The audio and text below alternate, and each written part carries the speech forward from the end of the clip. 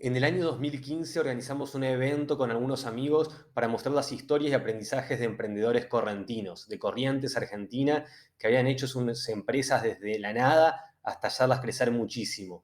Creo que les puede servir mucho, así que les dejo unos fragmentos de unos videos que encontré de esa conferencia. Espero que lo disfruten. No necesariamente tiene que haber un invento para que estemos innovando. O qué sé yo, que alguno diga, bueno, no, sí o sí hay que incorporar tecnología a algo que, no sé, habitualmente hacemos todos los días. Tampoco necesariamente tiene que ver con esto. No, el fideo se hace comiendo siempre, como siempre. No necesitamos enfriar la comida. O incorporar algo novedoso a un elemento de uso cotidiano. No, no. No necesariamente, pero puede pasar de que sí, que a veces suceda que esto ocurra. Pero fundamentalmente lo que nosotros pensamos es que si nosotros tuviésemos que detenernos a hablar de, de las dos palabras, los dos tópicos que tocamos recién, que son el invento y la tecnología, muchas veces podemos innovar de la mano de esto, pero en escenarios donde quizás no sucedió. O sea, de repente se inventó algo, pero no llegó al lugar donde nosotros habitamos. Entonces decimos, bueno, tratar de concentrarse y decir, esto que se innovó en tal lugar, ¿se hace en nuestra zona? Donde nosotros queremos innovar, donde queremos emprender. Y bueno, de eso se trata un poco lo que es innovar en áreas desfavorables, porque considero que el NEA, como muchos de nosotros debemos coincidir que es una zona desfavorable muchas veces para emprender, pero también a veces es un escenario propicio para el que quiere emprender, pues tiene todo por hacer, ¿cierto?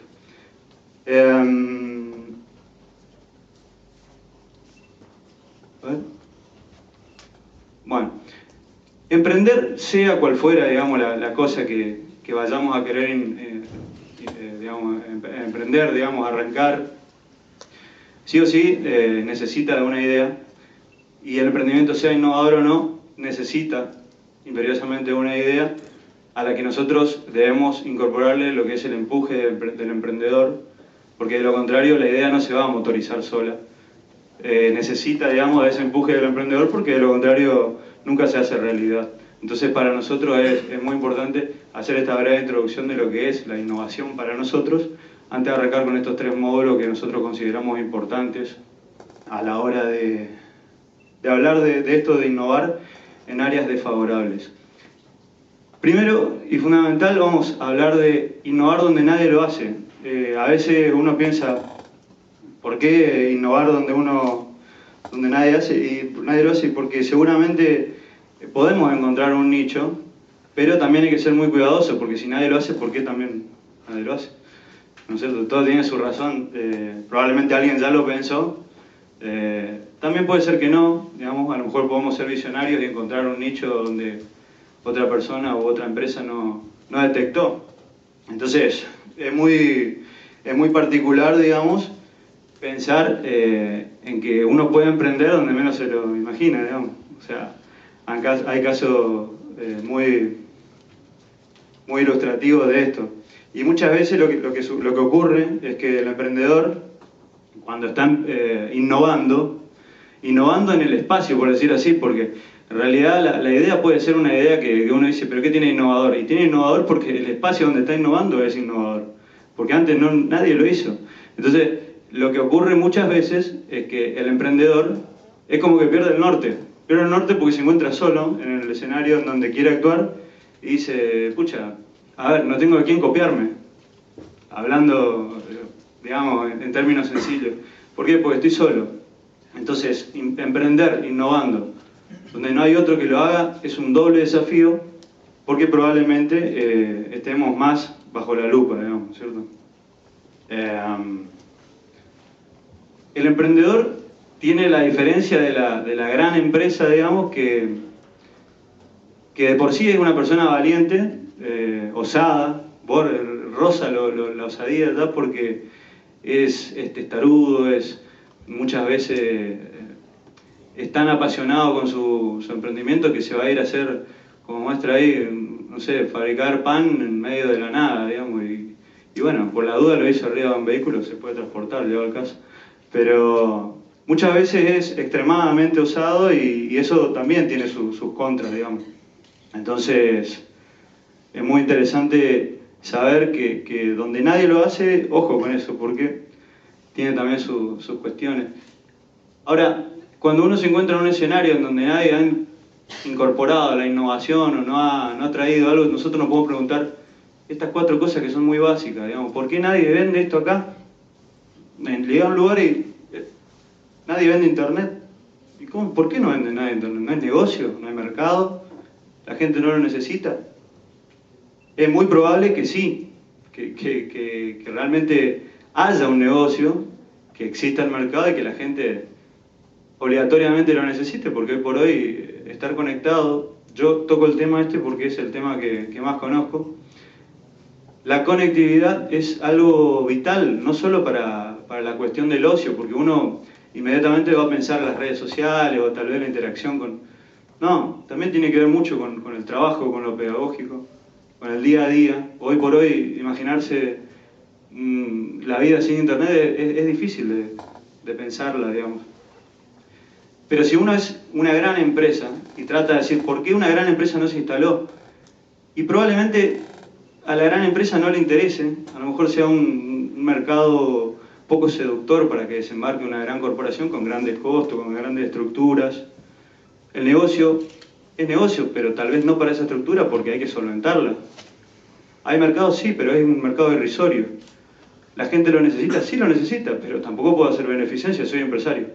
Así piensa el grande probablemente y no lo hace. Por eso nosotros nos podemos encontrar con muchas zonas del interior y muchas zonas del interior de nuestras provincias totalmente desarticulado en materia de tecnología por estas cuestiones. Porque las grandes empresas no se interesan en espacios donde hay muy poquita convocatoria demográfica, es decir, poblaciones muy pequeñas. Pero es ahí donde un emprendedor o un pequeño empresario, como el caso de nuestra empresa, encontró ese espacio donde actuar. ¿Por qué? Porque como nadie vendía, empecé a vender, porque donde algunos consideraban que era poco negocio, a nosotros nos fue muy buen negocio, y el mercado era lo suficientemente interesante para poder hacer sustentable este negocio, porque indefectiblemente la gente lo necesitaba y nosotros fuimos directamente a la necesidad de la gente para atenderla. Entonces, acá podemos ver un mismo escenario para 2 tipos de espectadores. Un gran empresario que considera desestimar una posibilidad de negocio en este escenario y el emprendedor o el pequeño empresario que encuentra ese nicho que tanto estaba buscando. Acá no se inventó nada, sí se agregó tecnología, pero se innovó mucho en el espacio que nosotros decidimos abarcar. La ventaja de ser emprendedor, bueno, infinitas, pero yo enumeraría que es una persona valiente, una personalidad valiente, un optimista, un soñador, un apasionado, pero también hay que tener en cuenta que el joven empresario o emprendedor también tiene muy estrecho el margen entre lo que es el éxito y el fracaso. Por lo tanto, el consejo, y a nosotros nos ha pasado, nuestra empresa se ha casi fundido 3 veces, bueno, al menos 3 veces me acuerdo yo, y son por estas cosas. El emprendedor tiende a ser osado, y cuando es en tecnología a veces se nota y mucho más. Entonces, es muy importante saber que uno debe contar con el diseño al menos de un emprendimiento en prototipo, hacer una maqueta, no literalmente hablando, sino plantear el negocio en prototipo, como yo lo escuchaba una vez en una charla de un gran publicista, porque es muy importante saber hacia dónde va el negocio, hacia dónde queremos que vaya, y cuando se empieza a salir de la línea, ¿por qué se sale de la línea? Esto a nosotros nos permite poder fallar sin agotar demasiado los recursos, porque hay que pensar que si fracasamos tenemos que volver a empezar. Así es el mundo del que emprende. Bueno, ese es el primer módulo. El segundo módulo habla de lo que es emprender innovando. Un poco también relacionado mucho con esto,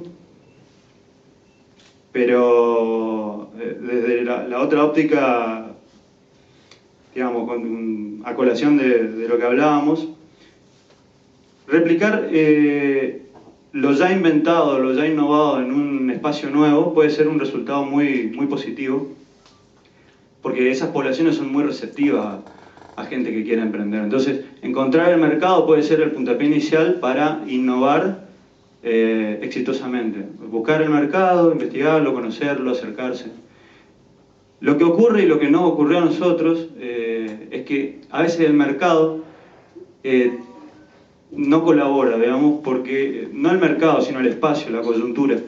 Muchas veces uno pretende llevar algo que en las grandes ciudades funciona a espacios donde uno se encuentra con graves problemas estructurales y lo que pasa ahí es que ahí tenemos que desarrollar innovación para soluciones de estos problemas, porque es lo que ocurre.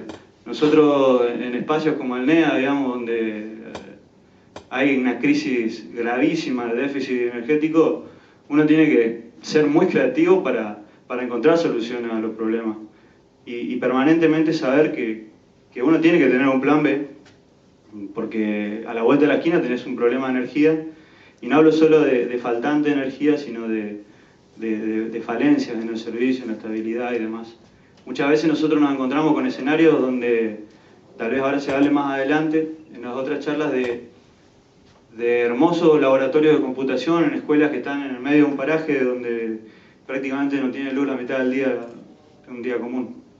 Entonces nosotros decimos, ahí no está articulado todo, ¿no es cierto? Nosotros tenemos un espacio donde poder innovar exitosamente porque hay una faltante increíble de algo que es vital para el funcionamiento de una computadora que sin internet funciona que al 20%, funcionará al 25%, más que eso difícilmente. Pero en fin, no es un campo que conozca demasiado, así que por lo tanto lo que fundamentalmente quiero tratar de concentrarme es en decir que muchas veces el emprendimiento, por exitoso que parezca, si no cuenta con los pilares fundamentales, puede tender a fracasar, porque muchas veces la situación coyuntural no colabora, y si el innovador, el emprendedor, no desarrolla innovaciones para esas soluciones que se le van presentando, y podemos estar en un problema grave, ¿no? Entonces, lo que a nosotros nos pasó fue esto, de tener que actuar permanentemente con lo que es prueba de error y el plan B. El plan B, que a veces es el plan A, porque uno se va muchas veces con una idea y de repente se encuentra con otra realidad en donde trunca todo tipo de proyectos, y por eso es muy importante ser muy cauto, digamos, a la hora de planificar algo, y ahí hablamos un poco de lo que es el prototipo que hablábamos hoy más tempranito, que para muchos a veces es un poco engorroso, no le gusta, pero es vital para evitar el error, digamos, ¿no? O el margen de error por lo menos. Optimizar es algo que es vital también, porque los recursos siempre son escasos. Cuando uno innova, y cuando innova en tecnología aún más, tenemos los recursos contados con los dedos de una mano y a veces menos. Por lo tanto es muy importante tener esta premisa muy presente, porque de lo contrario, bueno, puede ocurrir que el fracaso, digamos, que se presente el fracaso en el mejor momento del emprendimiento, que pasa mucho porque no hay preparación muchas veces. Es muy bueno generar este tipo de ámbitos donde están profesionales y jóvenes estudiantes ya avanzados, donde colabora mucho la profesionalidad de las cosas, de los procedimientos, porque esto es fundamental, digamos, la cuestión de optimizar. Cuando uno emprende donde nadie lo hace, es como que siempre está en boca de todos. Somos vidriera, y eso está bueno, pero también a veces está malo. ¿Por qué? Porque estamos en boca de todos, para las buenas y para las malas. Entonces cuando estamos en las malas, la cuestión se difunde muchísimo más rápido. Las buenas noticias viajan por ruta y las malas por autopista. Pero es muy importante estar atento a lo que se escucha, porque es con esto lo que nosotros consideramos se desarrolla obligatoriamente un departamento de calidad. Estamos permanentemente bajo la lupa. La gente es muy exigente, aún en zonas donde uno no se explica, digamos, no es que no se explique por qué son tan exigentes, sino que muchas veces no se capitaliza, digamos. No se capitaliza el esfuerzo, digamos, del emprendedor, por lo tanto hay que ser muy cautos y estar atento a estas cuestiones, porque el cliente cada vez es más exigente, cada vez pretende más de uno y bueno, es con eso con lo que hay que combatir, digamos. Es muy duro el camino de emprender innovando, pero es un camino digno de recorrer. Ahora, por último, hablar un poquito sobre lo que es sostenerse en el tiempo con un modelo innovador que, después de todo lo demás que se habló, digamos, creo que estará en la terna de las cuestiones más duras, más difíciles de lograr, porque sea cual fuera la profesión de uno, no hace falta ser un emprendedor, podemos ser un artista, un jugador, un deportista de élite, podemos ser un artesano, un músico, un comerciante, lo que sea. Permanecer vigente y estar siempre, por decirlo, a la vanguardia en el mercado que se ofrece, donde se ofrece lo que yo vendo, es un desafío permanente y donde muchos deberían concentrarse más, porque hay grandes empresarios o grandes emprendimientos que han sido muy importantes y que después han decaído por estas cuestiones de no cuidar, digamos, la cuestión de permanecer vigente, digamos. Parece como que uno se conforma muchas veces con tener algo que me ofrezca una capacidad de vivir cómodamente y sin embargo nosotros consideramos que mantenerse vigente es un ejercicio que lo debemos transitar todos los días, que también requiere no bajar nunca la guardia, por estas cuestiones que hablábamos anteriormente. Y nosotros personalmente tratamos de trabajar mucho más la calidad que la cantidad, porque si hacemos foco en lo que es la cantidad, en la calidad, perdón, indefectiblemente la calidad va a llamar luego a la cantidad, porque como hoy hablábamos, las cuestiones de la buena propaganda también viajan rápido, y cuando uno sabe que ofrece un buen servicio o un buen producto, tiene que estar tranquilo porque la cantidad aparece sola. Es algo mecánico, se puede decir. Después, muchos, a mí nunca me preguntan, porque en realidad yo considero que sigo siendo un emprendedor. O sea, pero muchas veces yo he escuchado acá mismo un empresario exitoso, no sé, voy a dar el ejemplo, el propietario del Grupo Las Marías, disertando sobre la historia de las Marías, y la yerba tarahui, y la yerba fulana. No hay una fórmula del éxito. En la ronda de preguntas le preguntaban, ¿qué puede aconsejar? La verdad es que yo considero, estoy convencido, creo que todos estamos convencidos que no hay ninguna fórmula. De hecho, creo que hay muchas fórmulas para lograr el objetivo, digamos. Pero considero que cada uno de nosotros debe encontrar la fórmula que más le siente al proyecto que elige. Sea innovador, no sea innovador. Yo creo que esta es la clave, digamos. Y bueno, eso es todo lo que yo tengo para contarles. A partir de esto, me encantaría poder compartir, si es que a alguien le quedó alguna consulta por ahí sobre lo que conversamos.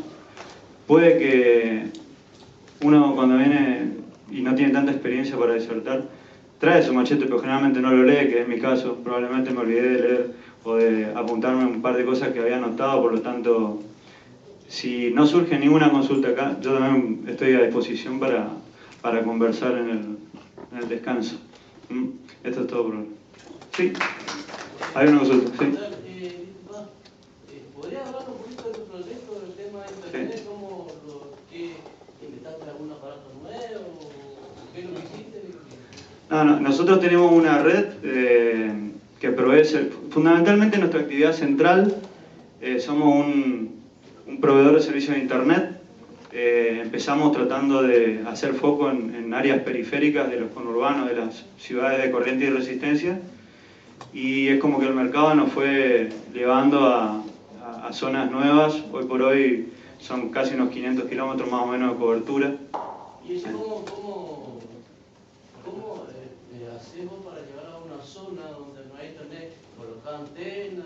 Sí, es una red de antenas Cada estación repetidora se monta cada unos aproximadamente 30 kilómetros, no es una ciencia exacta, pero en promedio 30 kilómetros, donde obligatoriamente nosotros nos vimos en la obligación de poner antenas en parajes donde tienen menos de 2.000 habitantes y vos decís, bueno, ¿para qué invertiste de 100, 200, no sé, un montón de miles de pesos? Sí, se suministra servicio en las zonas aledañas. Exactamente, o sea, si nosotros hoy por hoy estamos trazando una red que llega a Posadas, que está llegando a Posadas, indefectiblemente hemos tenido que pasar por parajes donde obligatoriamente teníamos que suministrar servicios por una cuestión lógica, digamos, porque además tenemos un compromiso social para con todo el recorrido que hacemos, y en donde hay muchas veces que vos decís, bueno, pero montaste una torre de 200.000 pesos, dinero de hoy, digamos, y para 10 clientes no te devuelve nada. Sí, pero primero que es ese compromiso que nosotros tenemos, de hecho hemos participado en muchos desarrollos de responsabilidad social empresaria, pero también hay un fin comercial al final, porque si no yo no podría haber llegado a Cacati, a San Miguel, a Itaebate, Ituzaingó, lugares donde hay más concentración de población y por supuesto mucho más clientela. O sea, ustedes son proveedores de internet. Exactamente, sí. Bueno, ahora podemos hablar.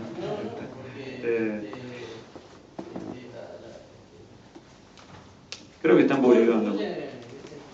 Sí, no, hay costos accesibles, nosotros tratamos de trabajar permanentemente dos cuestiones, porque muchas veces es cierto lo que dice el señor, o sea, hay que trabajar la calidad como habíamos dicho hoy, o sea, se invierten muchos miles de pesos no solo en incorporación de tecnología de vanguardia, replicamos mucho lo que hacen en países como ser Israel, Alemania, Estados Unidos, China, en donde tenemos mucho por copiar, como decíamos hoy, pero también tenemos que traer esa tecnología para que nos pueda dar la posibilidad de poder tener precios competitivos, porque también tengo que decir que nuestra mayor población de clientes la tenemos en ciudades de Corrientes y Resistencia, donde tenemos un pool de proveedores con quien competir. Señor Jorge Gómez de la firma Comitel, me pidieron que hable un poco de Internet de las Cosas y ciudades digitales. Simplemente voy a hacer mientras inicio la máquina, yo voy a mostrar un poquito y le voy a dar el punto de vista de qué podemos hacer desde el punto de vista emprendedor, que es el origen de ustedes. Y mientras voy a abusar del tiempo que tenemos hasta que arranque la máquina, y le voy a decir una cosa, entre Julio y yo nos conocemos hace bastante tiempo, y como empresa, cuando yo arranqué y cuando él arranca, yo puedo decir que yo era un tanque y él era un soldado. Esa es la relación que nos separaba, ¿no? En la misma batalla yo era un tanque y era un soldado. Yo quise hacer lo mismo que hizo él y no me animé. ¿Está? Quise hacer lo mismo que hizo hacer Julio y no me animé. El éxito de Julio estuvo directamente relacionado con la convicción, inversamente relacionado con el coraje. Entonces, cuando más uno tiene miedo, la capacidad del éxito, las relaciones de éxito son menores. Por eso creo que más allá de que uno pueda medir si Julio llegó con su empresa arriba o abajo, que solamente él sabe, porque él sabe que invirtió y que no necesariamente es plata, porque hay otros componentes que no son solamente dinero. Sí se puede decir que un emprendedor correntino que es, por lo menos no sé si para tomarlo como, pero sí, alguien se puso en la mente algo y salió. ¿Está? Entonces, es loable poder destacar eso. Y no hace falta ser un tanque para poder salir adelante. Ok, dale. No hace falta entonces para salir adelante ser un tanque. Siempre tener convicción, ganas, fijarse objetivo. Dicho eso, porque me parecía justo mencionarlo, dicho eso, lo que le pido es que todos nos sentemos bien, imaginémonos que estamos sentados y que vamos a salir a la más alta velocidad. Imaginémonos por un minuto que estamos saliendo a una velocidad de la luz y que no tenemos que ya estar conectándonos con un cinturón de seguridad, porque eso es lo que está pasando. Para poder entrar en lo que vamos a hablar, simplemente voy a... Ah, es que no va a ser. Sí, está limitado. Por algún motivo no se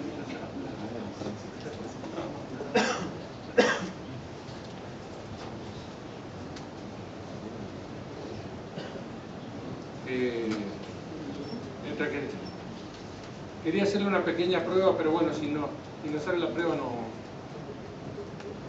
pasa nada.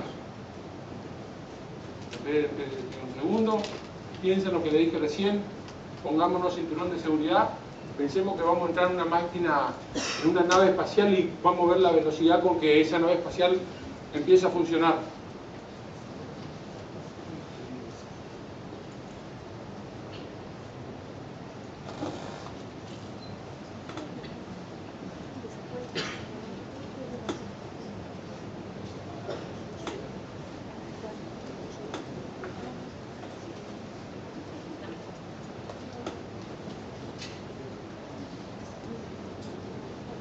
Le pido disculpas a los chicos que están transmitiendo en streaming, que sé que estos baches generan después cuando el que está escuchando del otro lado, genera algún tipo de aburrimiento, pero bueno, esto es en vivo, dice.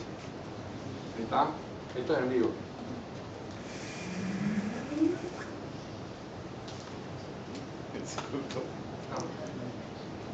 No importa. Antes de arrancar, voy a poner el proyector y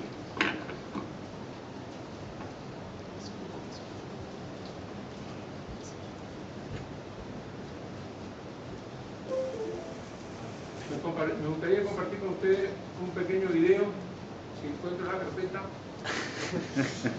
una que dice Bill, para en algún costado de la... En el centro de la ayuda. ¿Dónde?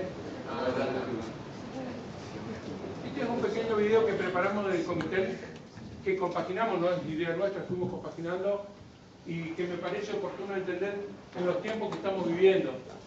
Yo le pido un minuto de silencio y de vuelta, atarse el cinturón de seguridad y dejar volar la imaginación, porque vamos a ir muy rápido.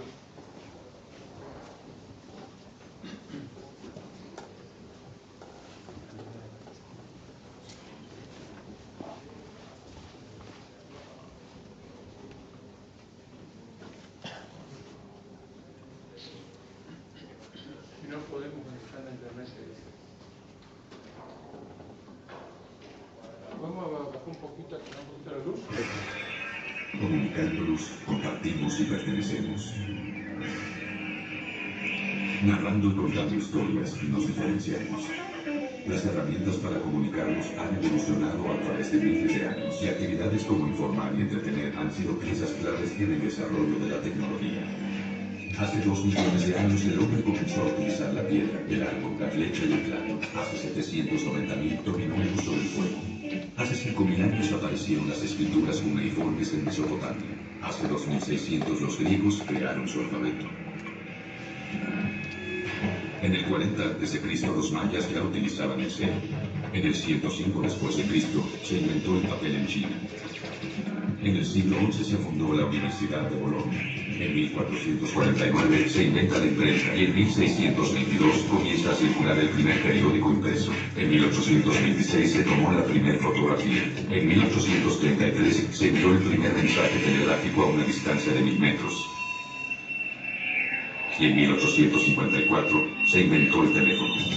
30 años después el primer aparato de televisión. En 1895 se exhibió la primera película. En 1920 inició la radio comercial. En 1927 las primeras emisiones públicas de televisión. En 1940 se inventa la primera computadora. En 1969 el hombre llega a la luna. En 1979 se vende el primer Walkman. En 1982 nace el primer sistema de CD. Un año después se vende el primer teléfono celular. En 1991 se da a conocer el término Internet. En las últimas 3 décadas, los avances tecnológicos han crecido de manera exponencial. y han generado distintas posibilidades de comunicación. Hoy, gracias a la portabilidad, la inmediatez y las diferentes plataformas, experimentamos globalmente. Los cambios son vertiginosos y los vivimos de inmediato. Hoy producimos y consumimos todo frente a una pantalla, cualquiera que sea su tipo. Ese es nuestro enorme poder y nuestra gran dependencia. Hoy las opciones son miles y la oferta de contenidos crece en forma desmedida. YouTube recibe 20 millones de visitas que ven 100 millones de videoclips cada día, más de 1000 videos cada segundo. En 6 meses, los usuarios han producido 1.5 millones de horas de video, lo mismo que la ABC en 60 años. Los contenidos migran de plataformas y formatos todos los días. La tecnología abarata nuevos instrumentos que modifican nuestras actividades. Hoy estamos conectados como nunca antes y podemos decidir qué ver y qué hacer, cómo y cuando queramos. Hoy la gente está interesada en participar. Hoy existe un blog por cada 60 habitantes del mundo. Existe un periódico en línea donde participan más de 60.000 reporteros ciudadanos. En 2006, en el programa de televisión American Idol, se recibieron 64 millones de mensajes, uno por cada 5 estadounidenses. La portabilidad es nuestra sombra. Mientras que el aprendizaje y la velocidad aumentan, el tamaño de los instrumentos que utilizamos se reduce. Existe un iPod por cada 42 habitantes del mundo. En 2007 se descargaron legalmente 1.7 mil millones de canciones, equivalente a una canción por cada 4 habitantes del mundo. Los estilos de vida nos permean sin importar distancia, país, religión o edad. Hoy pertenecemos y convivimos sin salir de nuestras casas. Facebook cuenta con más de 132 millones de usuarios en el mundo. Si fuera un país sería el noveno en población. En marzo de 2008, Flickr tuvo 44.4 millones de visitas y en agosto de 2008, Twitter tuvo 2.3 millones, un incremento de 422% comparado con el mismo mes en el 2007. Hoy vivimos aventuras en grupo y compartimos nuestras experiencias. Hoy experimentamos con inteligencias colectivas nunca antes vistas en educación, investigación y entretenimiento. Hoy los intermediarios empiezan a desaparecer. La información es para todos con una presencia continua. La red es el lugar para todos, el lugar sin fronteras. Hoy, la necesidad que tenemos de comunicarnos y de pertenecer es la misma que hace miles de años. Hoy los medios se complementan y se transforman, dándole a la palabra nuevamente una fuerza inigualable, convirtiendo al individuo en responsable y protagonista. Hoy se trata de participar, de elegir, de cuestionar, de construir habilidades y prácticas. En este vértigo mediático, ¿dónde estás tú?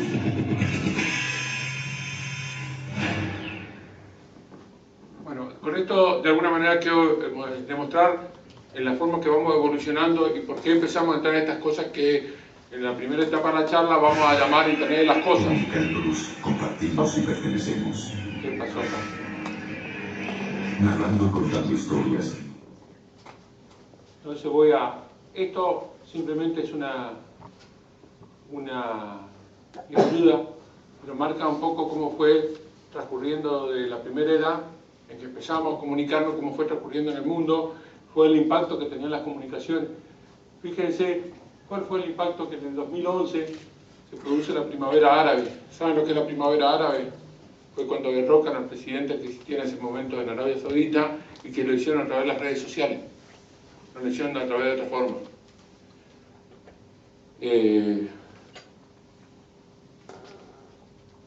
Entonces es importante tratar de entender qué es lo que nos está pasando. A visionar y extender esta revolución silenciosa que estamos viviendo en el mundo. El desafío es saber manejar el conocimiento. Y de eso es lo que vamos a empezar a hablar dentro de un rato. Lo que genera valor es la inteligencia innovadora, que es lo que estamos acá tratando de innovar. Es la información apropiada y es saber manejar el conocimiento. Creo que el conocimiento es el principal activo que nosotros tenemos hoy. Algunos dicen que es el petróleo, otros dicen que es la energía, otros dicen que es el agua. Yo creo que está en esa misma gama de valores. Entonces, como decía antes, el conocimiento es un activo estratégico que tenemos que empezar a manejarlo. ¿Qué es lo que produjo toda esta revolución? Tal vez ustedes no hayan vivido, pero yo soy de la época de que el televisor era blanco y negro, y me acuerdo que en mi casa lo compraron para ver cuando descendía el cohete a la luna, y compraron el televisor a color cuando se casó Lady Di. Así que los periodos que pasaban eran muy largos, y el sistema de comunicación era... En mi casa existía el teléfono a rueda. ¿Saben lo que es el teléfono a rueda o no? El que dictaba así, pero existía con una característica: tenía un candado. Así teníamos un teléfono con un candado, es decir, no nos comuniquemos. Porque era caro. Hoy todas esas barreras se fueron disipando en el tiempo. Después vino lo que era el dial-up, para ir rápido, ¿no? ¿Alguno tuvo la oportunidad de dial-up? Es decir, lo que pasamos los 30.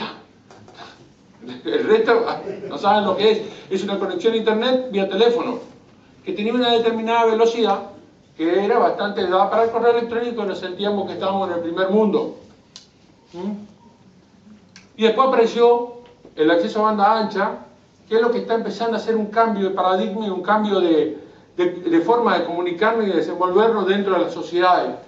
Porque era tener una conexión permanente, a bajo costo, y hasta ahí llego. No voy a decir más nada. Y lo otro que está revolucionando el mundo es la movilidad.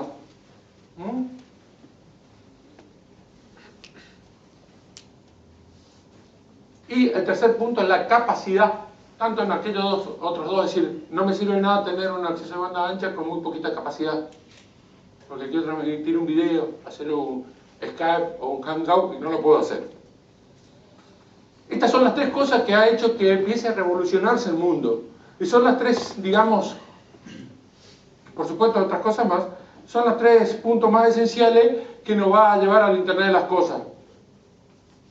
Internet de las cosas es la conexión que tenemos entre los diferentes componentes que nos rodean y nosotros para poder tomar algún tipo de información. En inglés se dice IoT, el que sabe pronunciar me va a decir mejor el deletreo, y si no en Internet os decimos. Básicamente se refiere a la inmensa red de objetos que pueblan nuestra vida diaria, como termostatos, lavarropas. Termostato mide alguna temperatura. ¿Quién a la mañana no se levanta y no mira la temperatura de su celular? ¿Quién no se levanta? Dígame, ¿quién no mira de tanto en tanto para ver si nos ponemos un saco o nos vamos de remera? ¿Alguien hace eso? Levante la mano para saber si estamos hablando de lo mismo. Medimos eso bastante.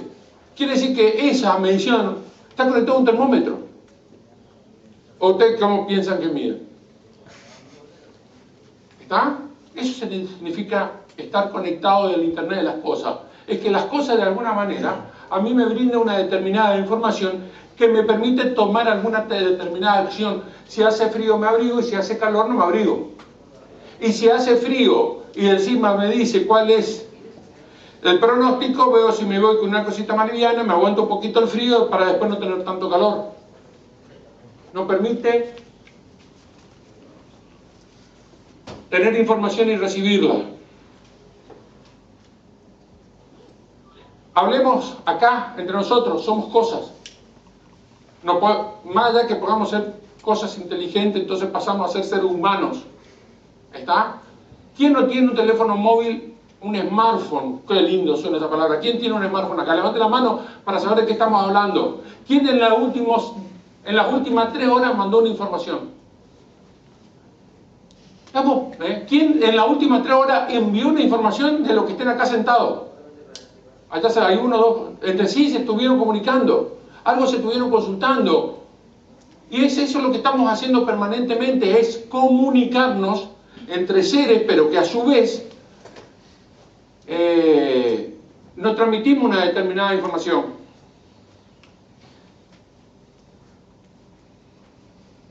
Traje una tarjeta que me dejé en el auto, miralo. Vamos todavía. Ayer estuve en Buenos Aires y encuentro una tarjeta y la quería usar. Aquí llamamos cosa también, podemos decir, seres humanos. Encuentro una tarjeta del hotel, que estaba en la presentación del hotel. y detrás tenía un código QR. ¿Saben lo que es el código QR o no? Es el código ese cuadradito con un montón de pintitas. Entonces, decía, ¿quién me puede decir eso? ¿Qué me sirve? Y ese código QR me permite, bajando desde mi smartphone, una utilidad free, una app o como se nombre, para hacer una lectura, me permite tener una conexión online, poder hacer una reserva al hotel o poder chatear con el centro de venta del hotel. Ahora, si yo ese código QR, un código QR genero por cada una de las paradas de colectivo, y vengo y digo, ¿el colectivo viene o no viene? Acerco mi celular y le puedo pedir a las empresas, porque las empresas sí monitorean cuál es el recorrido del Estado, fundamental. Yo acerco, me pueden estar dando la información en la posición geográfica, porque ellos saben que ese código QR representa a esa posición que está en la parada de colectivo, me pueden decir cuánto tiempo tarda en llegar hasta ese lugar. Y me estoy comunicando con un elemento totalmente pasivo que simplemente tiene características blancos o grises, en un formato rectangular. ¿Es o no es así? ¿Quién conoce acá? Levante la mano en lo que se denomina NFC. 2, 3, ¿qué importa? El NFC es un sticker chiquitito, que usted pega, normalmente lo ven en los medicamentos, en esa parte plateada que suele tener el medicamento. Y ese es un sticker que permite acercar el celular, este no lo tiene, pero el que tiene algún smartphone de última generación sí ya lo tiene, y tomar una determinada información. Imaginémonos que yo pego un sticker en una tarjeta de presentación, que en vez de tener un código QR voy a tener un sticker que le pudo haber grabado hasta mi currículum. Poner en un sticker mi currículum. Imaginémonos, compliquemos un poquito más la vida y pongamos sensor en cada una de las puertas, en cada uno de los colectivos, en cada una de las tarjetas transaccionales que hacemos, y empezamos a pasar por esa banda magnética, podemos empezar a medir lo que son los hábitos de las personas, cuáles son sus costumbres, por dónde se mueve, si se mueve en un transporte público, si saca dinero o no saca dinero. Eso lo está haciendo el Chaco, porque es una herramienta política. Saber cuál es el uso y costumbre y los hábitos del ciudadano. El gobernante que sepa cómo se desenvuelve un ciudadano puede tener el dominio total. Sabe qué le gusta y qué no le gusta. Y sabe cuánta plata tiene y cuánta plata no tiene, usando una determinada inteligencia. Este es un ejemplo de un lavarropas que salió la semana pasada, Dream. ¿Lo conoce Dream? Para las mujeres pueden llegar, poner la ropa, irse a ver televisión y de su teléfono celular le pueden decir si tiran agua, la verdad que no tiene, pero sí es, hoy ya en Argentina está comercializando un lavarropa que por mí vía Wi-Fi, ustedes pueden conectarse y hacer el programa de lavado que quieran, se pueden enterar o pueden decir, bueno, lavame de noche, lavame de día, hacer una programación de su celular y si tiene un poco más de artificio, hacerlo de su oficina. Por algún motivo X, porque la tarifa de noche es más barata que la tarifa de día, qué sé yo, no sé.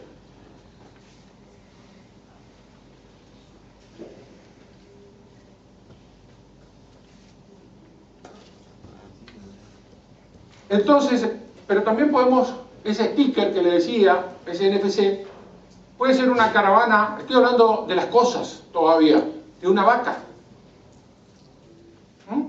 ¿Qué pasa si yo a una vaca le pongo una caravana? ¿Quién conoce de vacas? Bueno, poquito, no importa. Así se denomina, César, se le pone una marquita plástica en el oído que identifica algo de la vaca. ¿Está? Y con eso tiene que salir al mercado.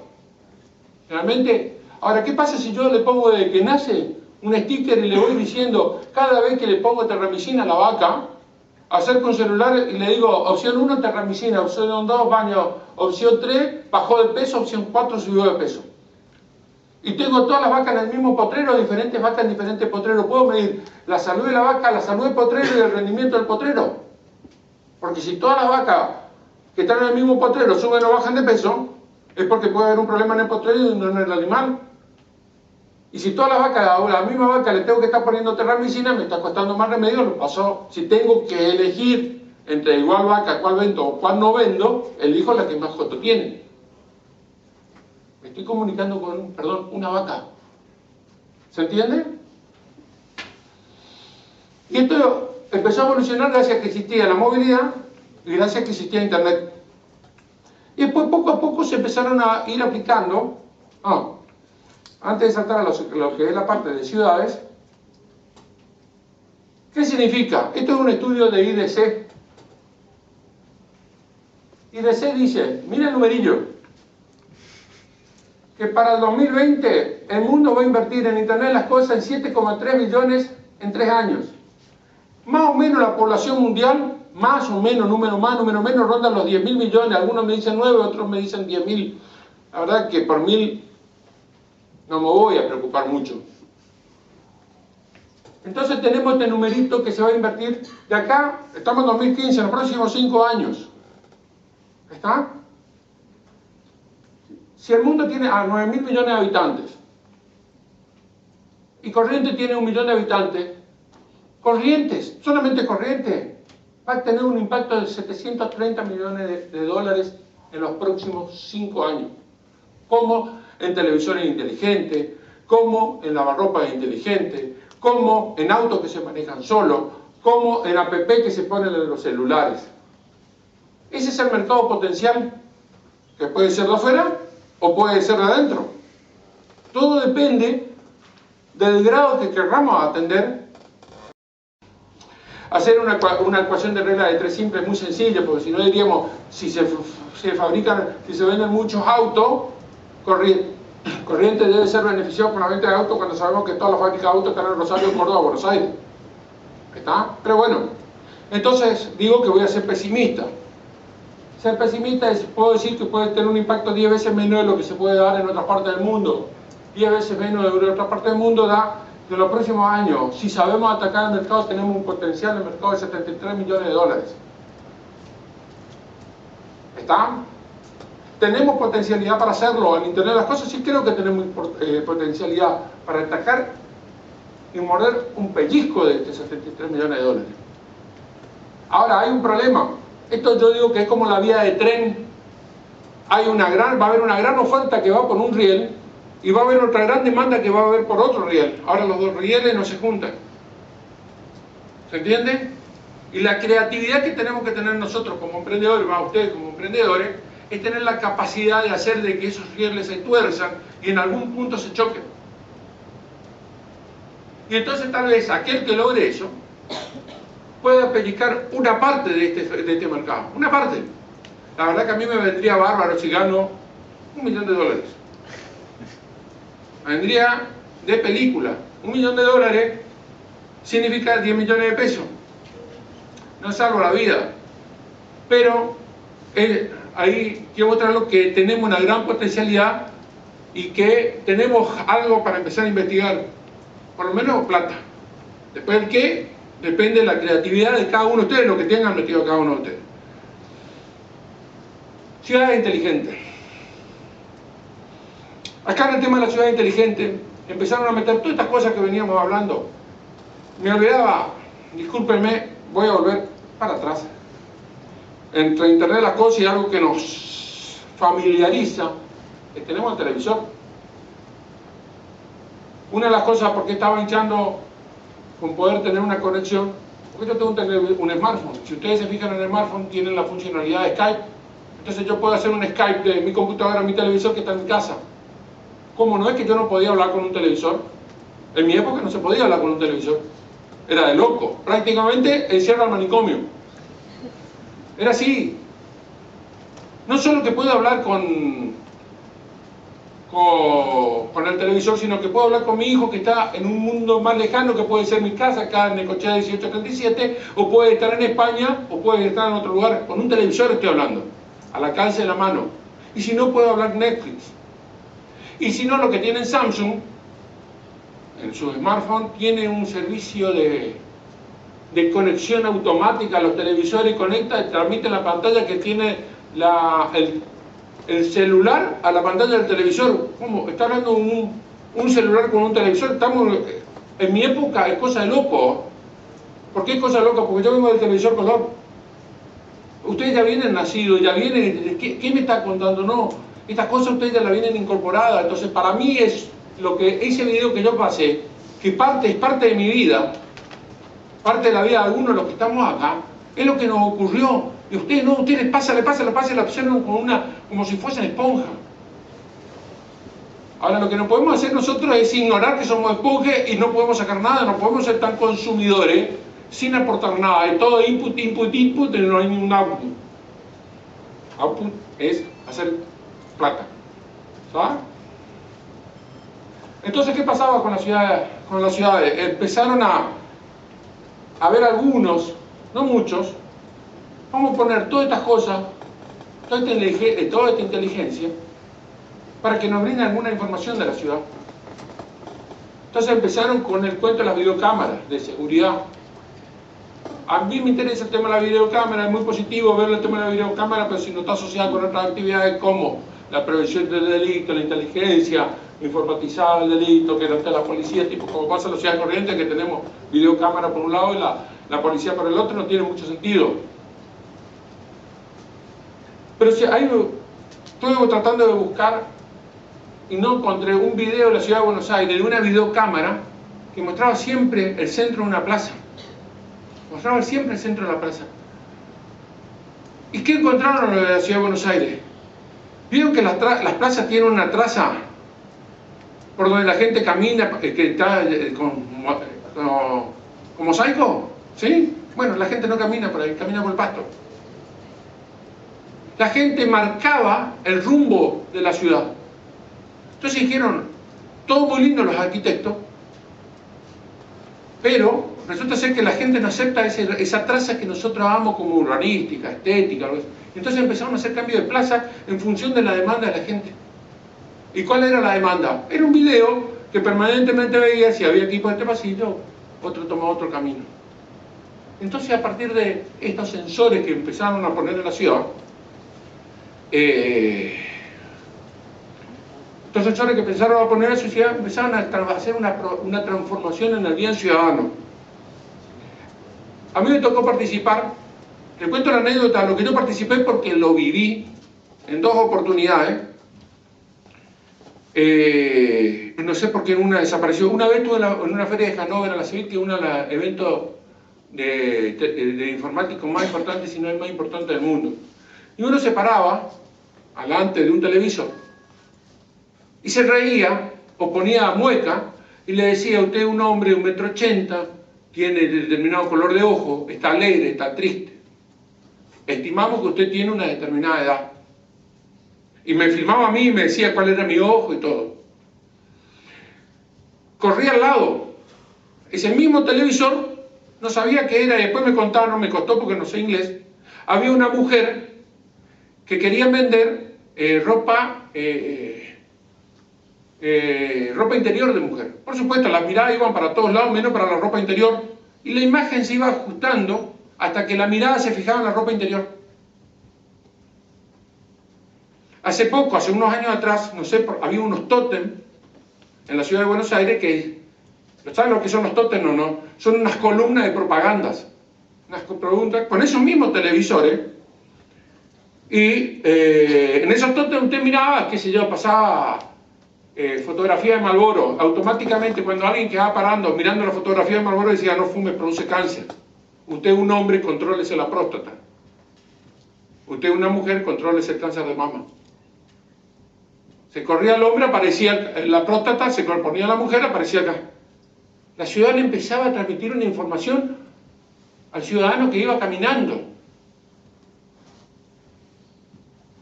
En Barcelona, estos tienen un sistema de alerta temprano para infarto cardíaco. Dicen: mido la temperatura, mido la presión, te anotan en una página y te mandan un SMS diciéndote: señor, tenga cuidado, vaya a alta temperatura, la presión no es propicia para usted, tome los recaudos, mídase la presión en el centro más cercano que está en tal lugar. Era más fácil prevenir que está curando un infarto o un ACV. Eso significa empezar con todos estos componentes de medir temperatura, medir presión, tener imágenes, empezar a tener una ciudad inteligente. Es como era, tutus, tutus, tutus. La ciudad empezaba a tener vida, de a poco, tutus, tutus. Las cosas que eran pasivas me empezaban a dar algún tipo de data. Como yo no soy un experto en ciudades digitales, sino simplemente un hobbyista, no puedo hablar mucho, entonces me gustaría compartir un pequeño video con ustedes. Cortito.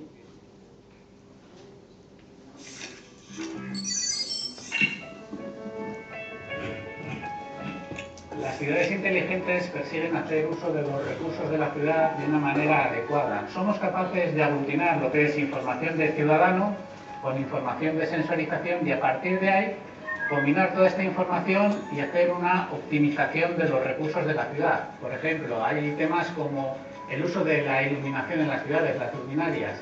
Muchas veces nos preguntamos, ¿tenemos que tener encendidas las luces de la calle cuando no hay nadie en la calle? Las Smart Cities están enfocadas a utilizar el Internet de las cosas para hacer los servicios mucho más eficientes. Por ejemplo, utilizando sensores sobre los contenedores de basuras podemos optimizar la ruta de recogida y de esa forma gastar menos CO2 y menos recursos. Carrier es partner de IBM, puesto que nuestro software, que hace principalmente captar información de sensores de actuadores, necesita un software de gestión por encima para presentar dashboards a los usuarios finales y un motor de reglas de negocio que permita implementar servicios smarter en los objetos que nosotros controlamos. Básicamente, el Internet de las cosas es mucha información en bruto, que hay que saber trabajar con ella, de tal manera que necesite de alguna forma una visión un poquito más panorámica de todos esos datos, más agregada. Entonces nuestro objetivo es llegar del dato en bruto, servírselo al IoT de IBM, que nos va a permitir que la ciudad sea más inteligente y que las decisiones sean mucho más acertadas. Si tuviéramos que definir en una palabra el objetivo de las ciudades inteligentes, esta sería ecoeficiencia.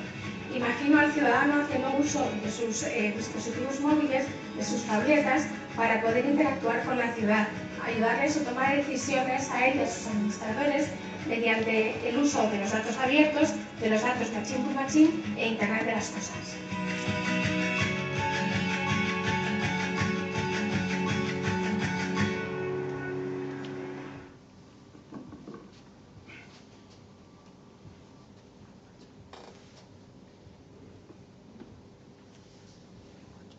Cuando estuve en Barcelona me llamó la atención, estuve para el evento de las ciudades digitales, cómo manejaban el manejo del residuo. ¿Vieron los contenedores? Tenían dos sensores, por saturación o por contaminación. Así que no iban todos los días a retirar la basura si no estaba ¿estamos viendo el tiempo? No iban todos los días a hacer un retiro de basura si alguien iba y tiraba una bolsa. Entonces medían la contaminación ambiente, si había una bolsa que contaminaba, venía el recolector de residuos y retiraba. Si el contenedor empezaba a llenarse por algún sistema, le decía, señores, llegó a su máxima capacidad o está por llegar a su máxima capacidad, vaya y retire. Eso optimizaba el uso de los camiones recolectores de basura para contenedores. Si ustedes se fijan, imaginémonos todo en este momento que ponemos ya ponemos nuestro Google Maps a trabajar y decimos queremos navegar de acá, si una navegación de acá resistencia. Posiblemente Google me dice que este tramo está rojo porque está todo saturado, porque todos los autos que son cada uno de ustedes están parados. ¿Ustedes cómo creen que sabe Google si está?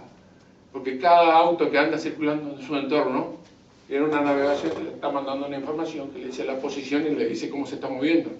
Por supuesto, no le va a decir en este lugar que está rojo la traza porque sabe que acá está el edificio de OSDE. ¿Está? Pero seguramente si ustedes se suben a un auto, no sé cómo Google hace para adivinar que están arriba de un auto, le va a decir que la avenida 3 de Abril está saturada o no está saturada. Porque hay un montón de gente, algún sistema,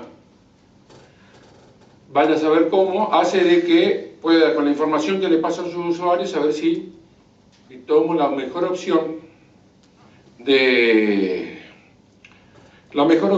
tránsito. Y de esa herramienta se prenden muchas ciudades para decir, si los colectivos van a bajar por calle Rioja o van a bajar por calle Buenos Aires en función de la saturación que tienen. Y van a ver carteles luminosos que le van a estar diciendo al usuario, señor, trasládese a tal calle porque esta en este momento tiene una demora de tránsito de tanto tiempo.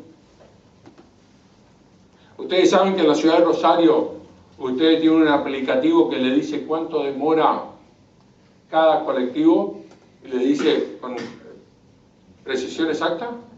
Ustedes bajan el aplicativo de los colectivos de la ciudad de Rosario y ustedes pueden saber a qué hora pasa el colectivo, y que en la ciudad de La Plata el problema del estacionamiento se solucionó con otro app diciendo entraron tantos autos pero no salieron tantos autos. Sabemos cuál es la capacidad de las cocheras, sabemos cuál es la capacidad de la cuadra, señor, no entre. Quédese afuera porque su auto no estaciona. No pierda su tiempo. Y hay otra aplicación que se llama el bachecito, que al poner, le dicen, señor, ponga cuando está manejando su auto en posición horizontal dentro de su auto, y cuando pasa por un lugar y salta el celular, dice que está en un bache. Y si ustedes tienen el Google Driver, hoy hay un nuevo aplicativo que se llama My Map en Create, y pueden ir marcando y hacer compartido y pedir que otro marque propuesta, mi ciudad linda, y van pegando fotos, o mi ciudad sucia. Y vamos transmitiendo información. Y esa es como como le decía hoy, la ciudad empieza a hacer tutus, tutus, tutus, tutus. Empieza de mi época, que era una ciudad pasiva, empieza a ser una ciudad que tiene vida.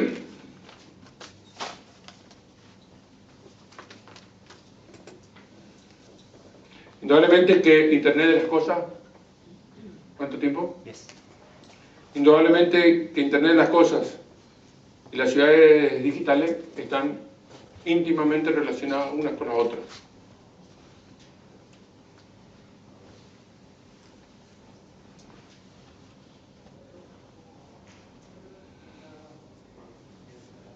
Este slide lo puse como para hacer una pausa y pensar un minuto. ¿Quién me puede decir cuáles son los dos factores preponderantemente más productivos de la provincia de Corrientes? Dos. La ganaría uno y dijo otro. La forestación. Dos factores. No voy a hacer ni una discusión ni una... Se estima que para el 2050 el 80% de la población va a vivir en ciudad en metrópoli. ¿Ustedes creen que el campo no va a transferir a los ciudadanos, lo que vivimos en ciudad, dinero? ¿Por qué? ¿En honor a qué? O sea, bastante le sacan. ¿En honor a qué? No van a querer. Y tienen razón. Entonces las ciudades tienen que ser un poco más autosustentables en energía, en luz, en el manejo de la basura. Y también tienen que ser productivas. Las ciudades tienen que ser unidades de producción. Cada garage tiene que ser una industria. Es mentira